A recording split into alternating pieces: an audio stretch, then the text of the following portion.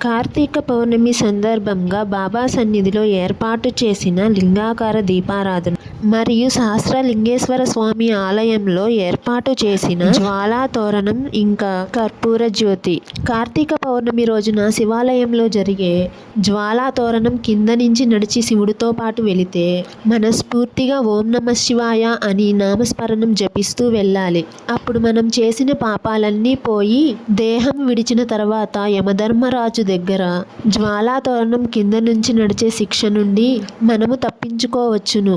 పురాణంలో ఇది చెప్పారు.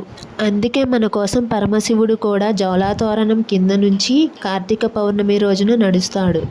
పొన్నూరులో ఉన్న ఈ ఆలయంలో ప్రతి సంవత్సరం కూడా ఇలా జ్వాలా తోరణం వేడుక చాలా బాగా జరుపుతూ ఉంటారు.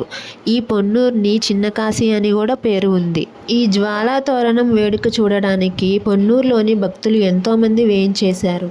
జ్వాలా తోరణం దర్శించడానికి వచ్చిన భక్తులందరూ కూడా జ్వాలా తోరణం చుట్టూతా తిరుగుతూ దండం పెట్టుకుంటూ ఓం నమ శివాయ అనే నామస్మరణతో మైమరిచిపోయారు.